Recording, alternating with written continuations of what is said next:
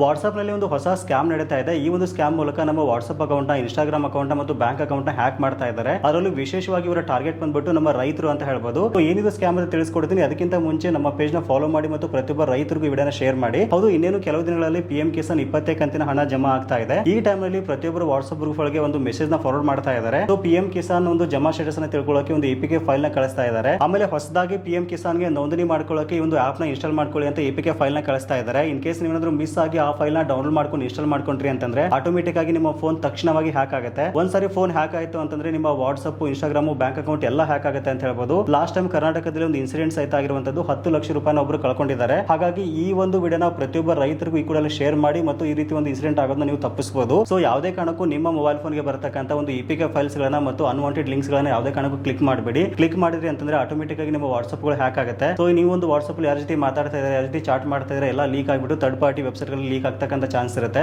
Miss ಮಾಡದೆ ಈ ವಿಡಿಯೋನ ಪ್ರತಿಯೊಬ್ಬರಿಗೂ ಶೇರ್ ಮಾಡಿ ಮತ್ತು ಇದೇ ರೀತಿ ಅಪ್ಡೇಟ್ಸ್ ಗಳಿಗಾಗಿ ನಮ್ಮ ಪೇಜ್ ನ ಫಾಲೋ ಮಾಡಿ.